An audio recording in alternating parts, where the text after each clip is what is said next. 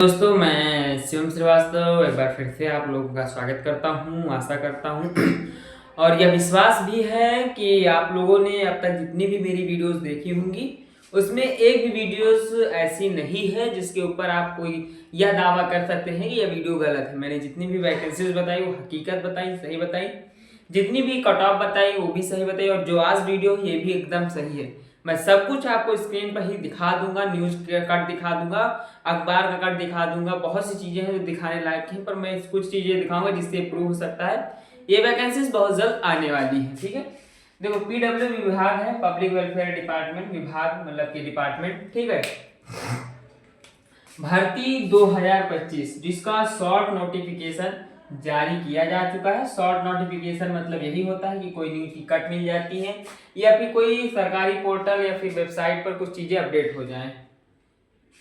अभी के हिसाब से 9500 पदों पर भर्ती होनी है, और मैं यह कह सकता हूं जब इसका फॉर्म आएगा तो ये पद लगभग 11,000 के आसपास हो जाएंगे, ऐसा माना जाता है।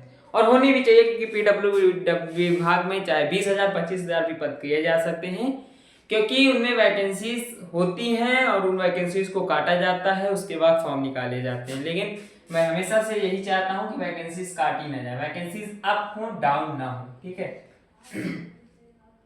क्वालिफिकेशंस इसके अंदर कई तरह की हैं पोस्टें, उसके हिसाब से है, लेकिन कुछ क्वालिफिकेशन बेसिक में 10th है, 12th है, स्नातक है। स्नातक वाला 12th की भी वैकेंसीज के लिए फॉर्म भर सकता है, 10th के लिए भी। 12th वाला 10th और 12th दोनों के लिए भर सकता है, लेकिन 10th वाला केवल 10th के लिए फॉर्म भर सकता है। ठीक है, एज के बारे में बात करूं तो एज जो आप लोगों का अभी से डिफाइन है वो तो आपको पता है कि सरकारी नौकरी के लिए 18 प्लस होना चाहिए, तो 18 प्लस 32 तक तो होगा ही होगा। अभी उसके लिए जब फाइनल नोटिफिकेशन, बड़ी नोटिफिकेशन आएगी तो मैं आपके समक्ष आऊंगा। अभी के हिसाब से मान लीजिए कि 25 से 30,000 सैलरी मिलेगी, जो कि सरकारी नौकरी ही बहुत होती है, 10,000 सैलरी होती है।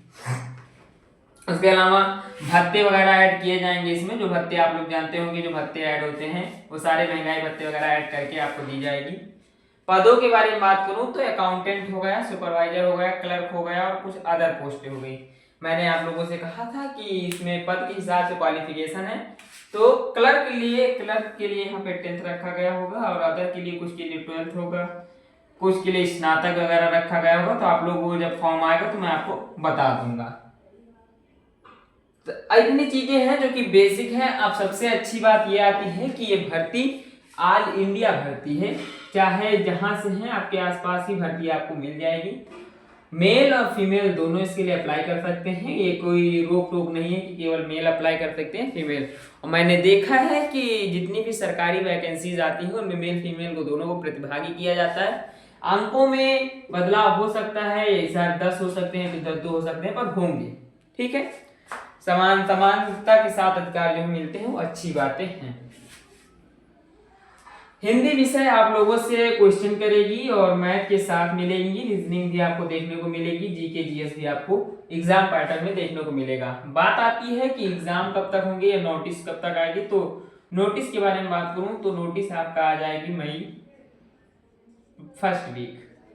ठीक है, और उसके बाद जून जुलाई मई में आ जाएगी, तो मई से ही फॉर्म स्टार्ट हो जाएंगे, जून तक फॉर्म चलेंगे, जुलाई अगस्त से सितंबर इन 3 माह में एग्जाम होगा। सितंबर में मान लो आपका एग्जाम होगा, उसके बाद सारी प्रक्रियाएं इसके बाद ही होंगी, सितंबर में एग्जाम होगा। जब एग्जाम होगा तो आपसे हिंदी पूछी जाएगी, मैथ पूछी जाएगी, रीजनिंग पूछी जाएगी, जीके जीएस पूछा जाएगा।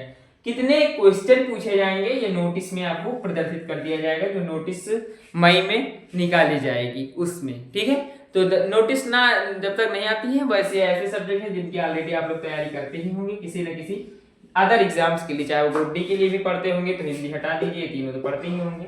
ठीक है, हिंदी भी बहुत अच्छी सब्जेक्ट है, बहुत आसानी से सड़ती है, लेकिन बहुत स्पीड में उतरती है। मानता हूँ हिंदी कठिन है मेरे लिए। ठीक है, आप अपने हिसाब से देख लीजिएगा। चयन प्रक्रिया, सबसे पहले तो मैंने जो सब्जेक्ट बताए हैं उनका एग्जाम होगा। एग्जाम में क्वालिफाइंग आप करते हैं, मेरिट लिस्ट में नाम आता है तो डॉक्यूमेंट वेरिफिकेशन होगा। ठीक है, फिर मेडिकल होगा, फिर फाइनल मेरिट बनेगी। उस मेरिट में अगर नाम आता है तो फिर से आपका डॉक्यूमेंट वेरिफिकेशन किया जाएगा, औपचारिकताएं, फिर जिसमें मार्कशीट, आधार, जाति प्रमाण, निवास, ईडब्ल्यूएस, ईमेल, ये सारी चीजें वो मानी जाएंगी जो आप फॉर्म भरते वक्त डाली होंगी, उसके अलावा कुछ नहीं माना जाएगा।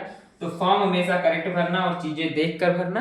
कभी कभी हमारा सिलेक्शन तो हो जाता है लेकिन फॉर्म भरने में की गई गलती हमारी वैकेंसीज को खा जाती है। ठीक है, फॉर्म आपके मई में निकल रहे हैं, पद आपके लगभग 11,000 हो जाएंगे जब फॉर्म निकलेगा। मेल फीमेल दोनों भर सकते हैं। सबसे अच्छी बात है संपूर्ण भारत की वैकेंसीज हैं। शॉर्ट नोटिस जारी हुआ है जो कि आप स्क्रीन में पहले भी देख चुके होंगे और अगर नहीं देख चुके होंगे तो आप देख रहे होंगे। ठीक है, 25 to 30 के आसपास सैलरी मिलेगी, प्लस में भत्ते वगैरह ऐड किए जाएंगे। तो मेरे हिसाब से जितनी जानकारी थी मैंने बता दी है। अगर वैकेंसीज के बारे में और कोई अपडेट मिलता है तो मैं आप लोगों की समझ से जरूर आऊंगा, लेकिन जाने से पहले एक बात और क्लियर कर देता हूं। हिंदी की जो सबसे बेहतरीन बुक होती है मैं मानता हूं कि उसकी कीमत मार्केट में 1500 के आसपास होगी। मैं ये नहीं कह सकता हूँ 250 की भी बुक मिलती है, ऐसा नहीं, लेकिन अच्छी बुकें 1500 के आसपास मिलेंगी। मैथ 1500 के आसपास इसकी भी मिलेगी। रीजनिंग 700 से 800 के आसपास मिल ही जाएगी अच्छी बुक अगर लेंगे। जीके जीएस 700 से 800, लक्ष्मीकांत वगैरह की तो और महंगी होगी। अब इनकी मार्केट कैप बनती जाती है लगभग 2500 से 30,000 तक। ठीक है, मार्केट कैप बनती है साथ।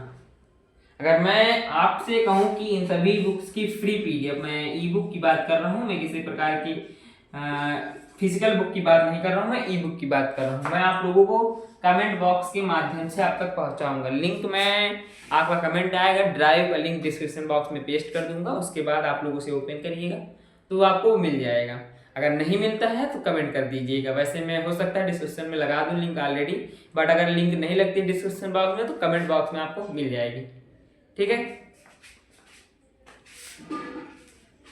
तो ये चीजें समझ में आ गई कि बुक्स वगैरह के लिए भी आपको यहीं से मिलनी है। और हाँ, अगर सिलेक्शन लेना है, मैं कोई ये नहीं है कि मेरे दिए गए निर्देश आपको मानने ही है।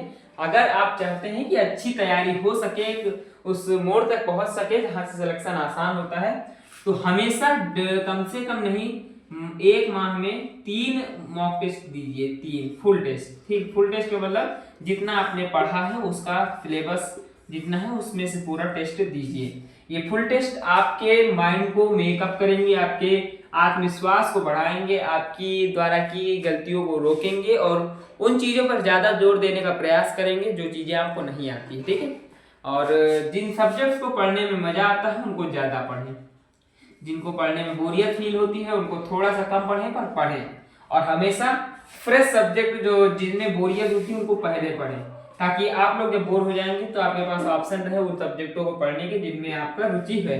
इतिहास वगैरह एक ऐसा सब्जेक्ट है जिनमें रुचि हमेशा स्टूडेंट की, युवा पीढ़ी को रही है, क्योंकि वो जानना चाहते हैं कि आखिरकार जो चीजें हमसे छुपाई गई हैं क्या वो हकीकत में बताई जा रही है या नहीं।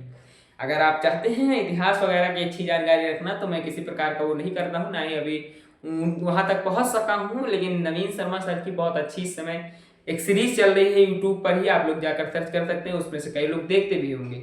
आशा करता हूँ, उम्मीद करता हूँ और ये विश्वास करता हूँ कि आपको वीडियो पसंद आई होगी। ऐसी ही वीडियोस लगातार चैनल पर अपलोड होती रहेंगी। मिलता हूँ, तब तक के लिए धन्यवाद।